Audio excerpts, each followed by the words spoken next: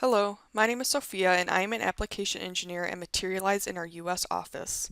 In this video, I'm going to show you how to create a heart model for 3D printing in the Mimics software.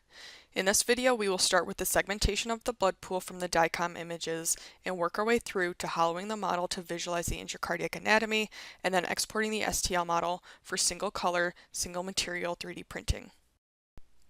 The most efficient workflow will heavily depend on your images, what you want the final models to look like, how the model will be used, and even what printing technology is used to create the model. The more of this information you have at the beginning, the more you'll be able to reduce unnecessary work. In this tutorial, we are going to use a pretty general workflow to create a single color heart model. Here we have already imported a contrast enhanced CT of the heart. One of the things that can help reduce the time it takes to segment this model is to obtain good imaging.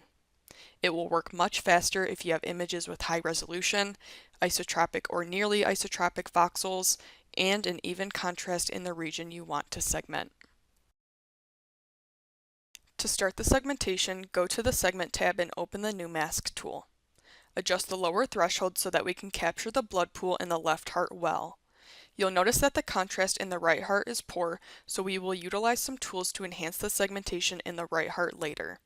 For now, let's focus on the left heart. Scroll through the images to make sure the threshold captures the left heart blood pool accurately.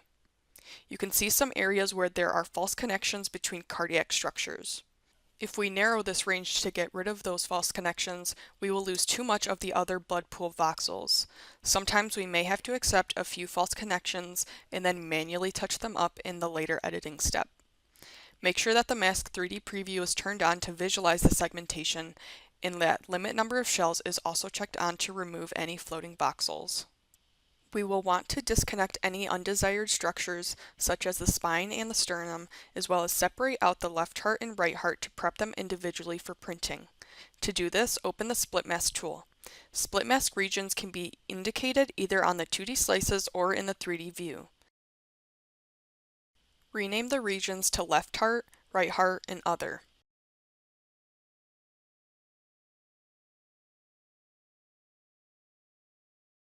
In this case, I'm going to mark one axial slice to separate out the left heart and right heart, and I'm also going to mark in 3D to provide the tool with adequate input to separate these structures.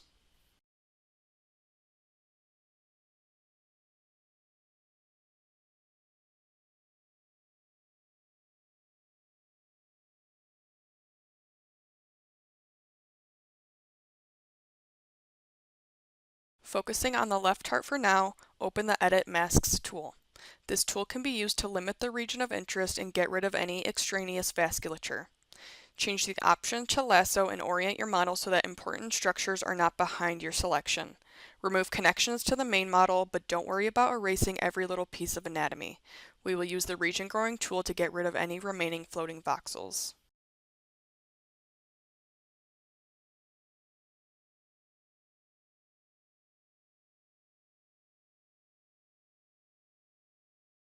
Open the Region Grow tool and change the target to left heart. Left-click on the part of the model you want to keep, and you'll notice that all floating regions are removed from the mask. Once you are happy with your left heart segmentation, the next step is to convert your collection of voxels into a 3D model. Use the Calculate Part icon in the PM panel for generating the STL file. For the right heart, the contrast is much lower than the left heart. Let's utilize the Local Threshold tool to enhance the right heart segmentation. Local Threshold is a tool that helps you to improve already existing segmentations by thresholding a zone directly attached to a mask within a certain pixel search range. Not all of the right heart will be captured using this tool, as the contrast varies significantly. In the next steps, we will add in the lower contrast regions, namely the inferior vena cava. Adjust the lower threshold to better capture the Hounsfield unit range of the right heart and change the search area to 2 pixels. You will see a preview of the voxels that are added to the right heart mask in the 2D and 3D views. Now we want to add in some of the inferior vena cava that was not added with the local threshold. For this, open the Multiple Slice Edit tool from the Segment menu. This tool allows you to mark regions on the 2D slices that you either want to add or remove from a mask. I will begin marking the start of the region I want to add, skip several slices, and then mark that region again. This tool will interpolate between my markings to add voxels to the right heart mask. In this case, I only want to add voxels within a certain threshold range to my mask, so instead of the add operation, I will use threshold and make my threshold range a little bit wider. As I continue to mark slices, this tool will show the interpolated regions in green on my 2D and 3D views. If you do not see this, make sure the Auto Interpolate button is checked on. Here I will lower my bottom threshold to include some of those darker voxels in this region in my right heart mask. This tool can also be utilized with the remove operation to get rid of any false connections between cardiac structures that may have resulted from the initial segmentation.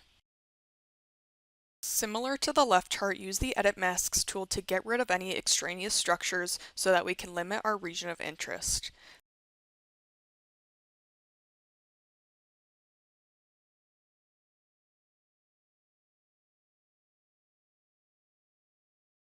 Then, utilize Region Grow to get rid of any floating voxels. Change the target mask to match the source and left-click on the region that you want to keep. Once you are happy with your right heart segmentation, convert your collection of voxels into a 3D part using the Calculate Part tool. Rename your two STLs to right heart blood pool and left heart blood pool. Make sure the contours of the two parts are toggled on and scroll through the images to check that the 3D models have no errors. If something isn't anatomically accurate, you can always go back to your segmentations and make any corrections on the mask level and then recalculate a 3D part. The next step is to export the left and right heart blood pools to 3matic for more post-processing and design of the 3D printed model. 3matic is our anatomical CAD and STL optimizing software. The first thing we typically do in 3matic is a wrap operation. Wrapping a model shrink wraps the surface around the part, getting rid of any internal cavities, closing small holes, and smoothing the model. After wrapping, the model is watertight. Keep the gap closing distance at 0 and set the smallest detail to 0.5. Too high of a smallest detail can start to defeature your model, so I typically try to keep the smallest detail around the pixel size of the scan. In this case, any detail smaller than 0.5 millimeters will be lost. Once it is done calculating, you'll notice that we have new parts in the object tree representing our wrapped surfaces. Use the Control key to highlight both of the wrapped entities in the object tree and right-click to show only these models. We are going to do some global smoothing on the blood pool models as well. Select the Smooth tool from the Fix menu and use both wrapped models as input entities. Change the smoothing factor to 0.7 and apply. Now that we have the left and right heart blood pool models that are wrapped and smoothed, we want to hollow these models to the outside. Hollowing to the outside will preserve the anatomy of the blood lumen and give us a thickness so that we can trim the models and visualize the intracardiac anatomy. Duplicate your models first and then set the transparency of the duplicates. Making the parts transparent will help us visualize the results after hollowing. Open the Hollow tool from the Design menu. Choose the duplicate models as the entities and make sure the type is set to outside and that Remove Original is unchecked. When choosing the thickness, keep in mind what sort of printing technology you will be using for your model. If you are using a more flexible material, it is better to increase this value as it is more likely to tear or rip. If you are using a more rigid material, you have more flexibility with how thin the model walls can be. For this model, I will use a thickness of 1 millimeter. In some cases, you may prefer to use the myocardial thickness around the ventricles instead of a uniform wall thickness. There is another video on the Materialise Academy that goes through that process. If you are only interested in the intracardiac anatomy though, uniform wall thickness will suffice. Now that our blood pools are hollowed, we want to trim the vessels open. Right-click on the left heart model and click Show Only. How you cut your model really depends on what you're planning to do with it, so communication with the end user of the model is very important. Open the Trim tool from the Finish menu and be sure that the method is set to Remove Inner.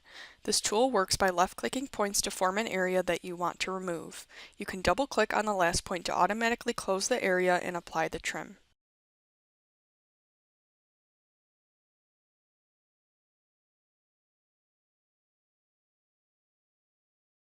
Proceed to rotate your model around and trim off all the inlets and outlets to your left heart model.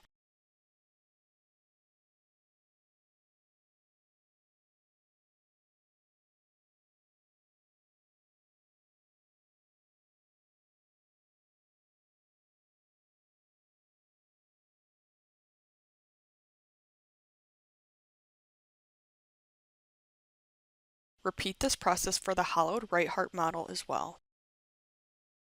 Once the inlets and outlets on the hollowed models are trimmed open, you may notice that there are some overlapping surfaces resulting from the hollowing. We can change the part colors of each side of the heart to better visualize these overlapping surfaces. We want to adjust this design so that only the anatomically accurate blood lumen surfaces are in the final model. First, we want to duplicate the two models, then right-click to show only the duplicate models. Rotate your parts to visualize the overlapping surfaces.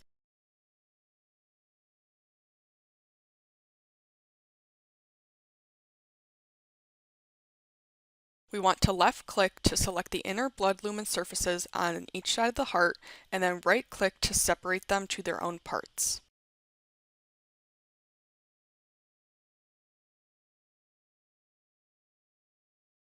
Rename these parts to RH blood lumen and LH blood lumen respectively.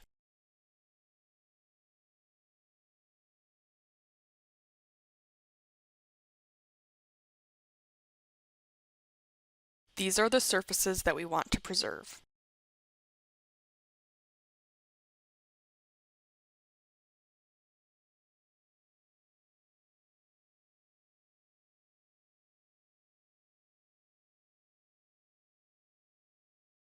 Now we want to union the two hollowed parts to create the external surface that we want to keep on the final model. The Boolean union tool will unite these two entities. Make sure Remove Original is unchecked so that these original parts aren't deleted. Now that both sides of the heart are united, we can delete the non-anatomically accurate overlapping surfaces on the united model. Show only the union result and left-click on the inaccurate blood lumen surfaces to select them and then press the Delete key. Do this for both sides of the heart. You'll notice floating shells are left over. To get rid of these, we can use the Mark Shell tool to left-click on the model that we want to keep, invert to invert our selection, and then press the Delete key.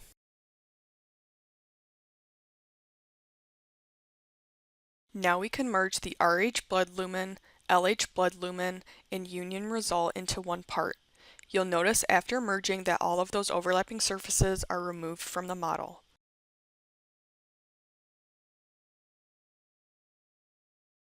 Rename this part to Final Hollowed Model. The last portion of this workflow involves finalizing our design features and then exporting the part as an STL. First, let's create a window at the apex of the ventricles. Similar to previously, we can use the Trim tool. Orient your model so that the tool is trimming into the screen, double-click on the last point to apply, and make sure that Remove Inner is selected. Turning on transparency can help you determine exactly where your trimming path should be. Trimming the model may result in floating shells from the papillaries. Similar to before, use Mark Shell, invert your selection, and then press the Delete key to get rid of any floating shells.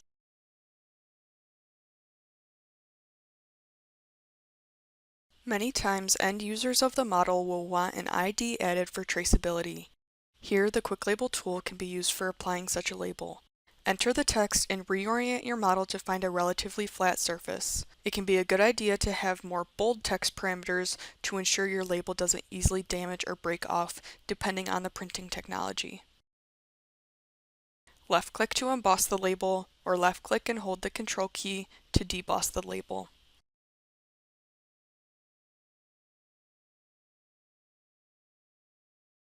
To prepare the part for printing, choose the Fix wizard from the Fix menu. Check Full Analysis and click on the Follow Advice button.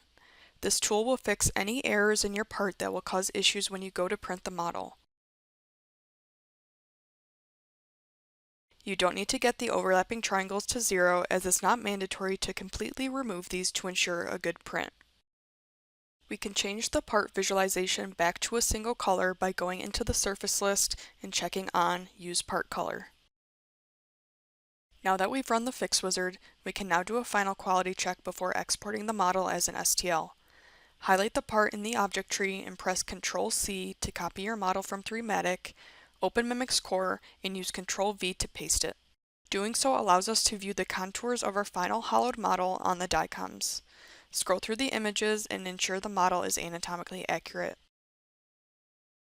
Lastly, we can export the model from either Mimics Core or 3matic as an STL to be 3D printed as a single color, single material model. Thanks for checking out this tutorial. Scan the QR code to find more tutorials and educational content.